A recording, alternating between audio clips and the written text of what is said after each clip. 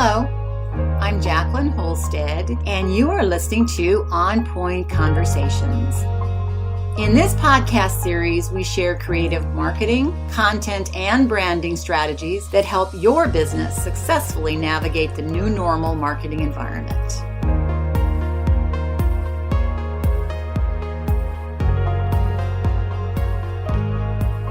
In my podcast today, I am going to continue the conversation about archetypes. And I got questions regarding archetypes and the usage of them during this last week.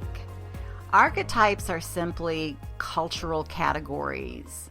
Carl Jung, some time ago, as a psychologist, outlined these as basic human traits. So there were 12 of them, and I use the 12. And I use them in branding and sometimes in more complex projects where the audience is described as a demographic, which means we think we know the ages, we think we know the various criteria of them, more like a profiling of the audience.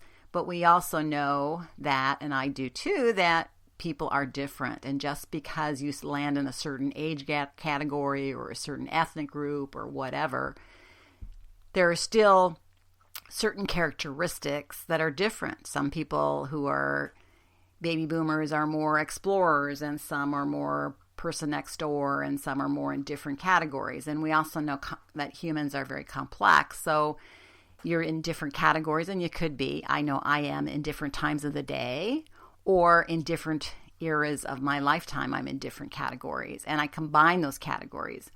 So I use them in branding because it gives a human, very human touch to the people you're trying to reach. It goes along with the psychographics of people, like what their hobbies might be, what they might do for fun and relaxation, and a number of things in the psychographic point. And then it should be an adjunct or an addition to your demographic audience. In the last podcast that I did on Archetypes, I identified the purist or the idealist, and then the person next door, and then the category of the entertainer or performer, and then the teacher, and the explorer, and also the thrill seeker. And today what I'm going to do is go back and talk about the last 6 that I have on my list that I use. And those are, I'm going to talk about the partner or maybe the team builder, the harmonizer. The second or other category is the creator, which will be your musicians and your dreamers. Third category today will be the visionary. Fourth is the kind of the boss, the manager. Fifth is going to be the hero, the competitor, and the sixth will be the caregiver. And we'll look at each of these categories the way I did last time in those 6 categories and those 6 archetypes. And we'll add some things to them to talk about them as a whole.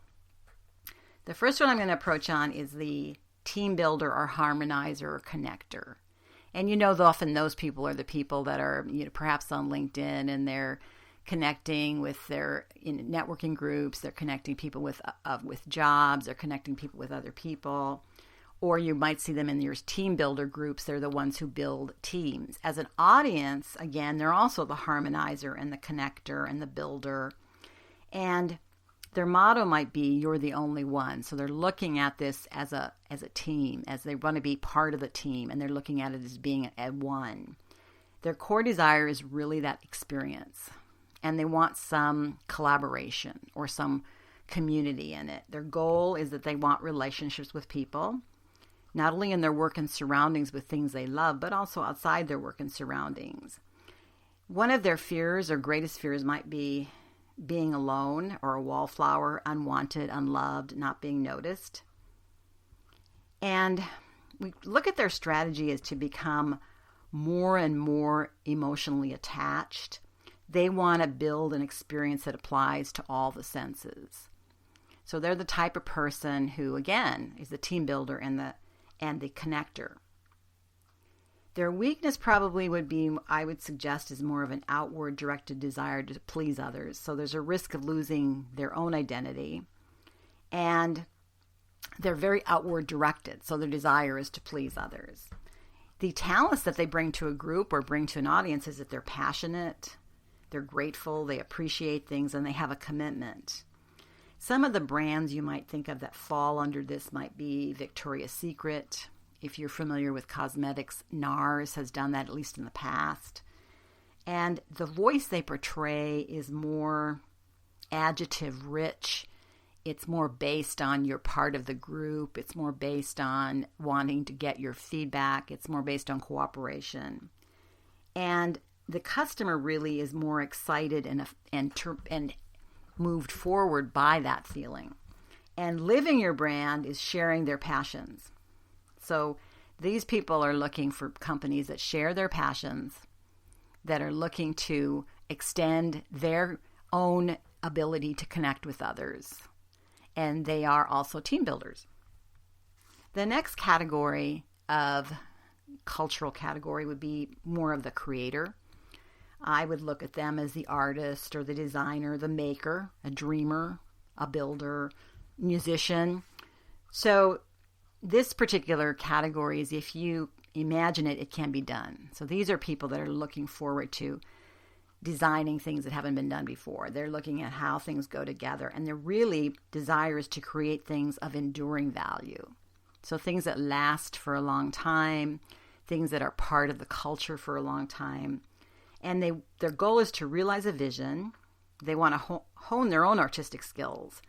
They want to express themselves, and they really promote individuality. Their fear is that they have a mediocre vision or execution, or they lose inspiration. And the strategy is that they want to develop their artistic control and skill. So their task really is to create a culture and express their own vision. Now, one of their weaknesses might be perfectionism and going towards a bad solution and not being able to give it up. So once they have their mind set to a certain solution, not looking at all the different areas to see that it might be weak in certain areas, and then they have to change direction. Their talent, well, obviously it's creativity and imagination. And they're, again, as I said, they're more the artist, the inventor, musician, writer, dreamer, art director, designer, all the people that kind of go into that whole creative category. You might look at brands that represent that as Legos, Canon, or YouTube.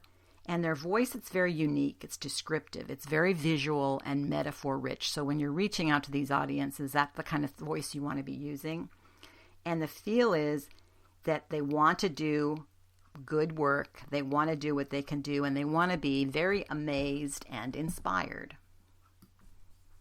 The next category is we call them the visionaries. And we all know visionaries. Steve Jobs is an ideal look at what a visionary is. People who developed Facebook or Google, they're visionaries. They got into something and they made things happen. So that's really their motto, is they make things happen. They do what they can do. They go forward. They move around. They decide different strategies. They're really the visionary of what they see as the next step as being something that probably maybe not a lot of other people see yet.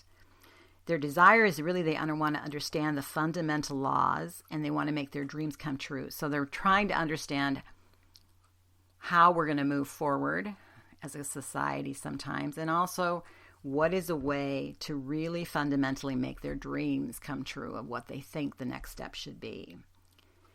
Their goal is to make their dreams come true. Their greatest fear would be unintended negative consequences that their inventions or methodologies do that they didn't plan that they would do.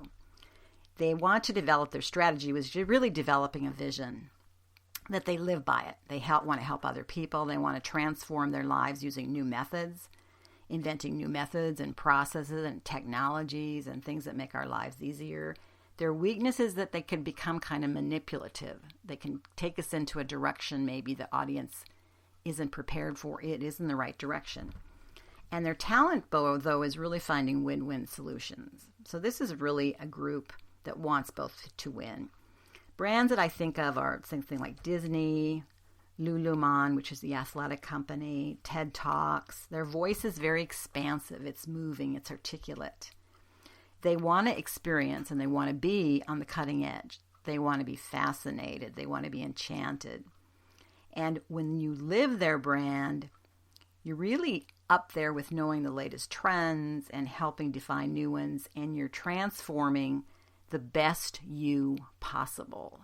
And you're looking at it. Oftentimes, an executive, a CEO, will be looked at it as a visionary because they're looking at where is this company going to go from here. And they're surveying not only what's going on now, but they're thinking from a dreaming standpoint what could be next. And they're working towards actually making that happen. From the visionary category, we move to the manager. This might be the politician, the boss, the executive. Their motto might be that power isn't everything, it's the only thing. So they're looking at ways, especially when a politician, they're looking at power, and they want to create a prosperous, successful community. Their core desire might be more control, and their goal is to create a prosperous, successful community. That's their goal, because that will make them look better, and it will also make other people better. So their strategy is exercising really that power. They have confidence, exclusivity. They live the lifestyle they want. Their greatest fear is chaos, or being overthrown, or not being elected to office, or losing influence or control.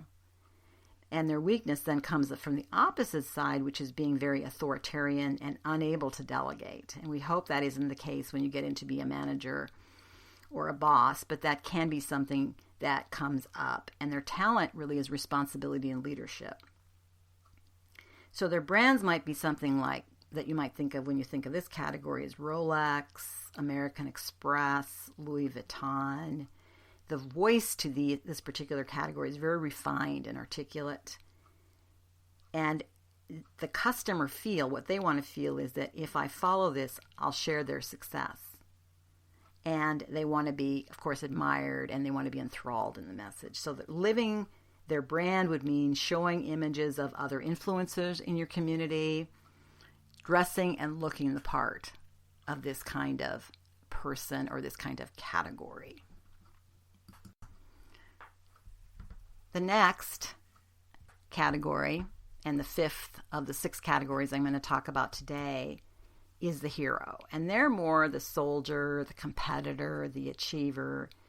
They're looking at, and their motto might be, where there's a will, there's a way. So their really desire is to prove their worth through courageous acts, through things that they do that make a difference. They want to, their goal is to get very mastered in the things that they need to know in the ways that improves the world. Their fears might be weakness, vulnerability, a body giving out. And so their strategy is to be as strong and competent as possible, to take action, be decisive, overcome challenges. And then the weakness that they prove or have might be arrogance and always needing another battle to fight. This is a very good group for talent, being that because they're very competent and they have courage. And brands you might think of that might show this particular archetype are not brands like Nike, FedEx, Marines, some of the NFL football teams, or maybe all of them football teams. So their voice is very self-confident, it's motivational, it's self-discipline, it's being an expert. And these customers want to feel inspired again. They want to overcome the challenge with some massive action. They're being empowered, they're determined, and they're motivated. And when they live your brand, they're inspiring others by showing the challenges they've overcome. They want to challenge themselves, they want to challenge you, and they want to get better physically. Their insight is that they're revered and trusted, and people want to imitate them.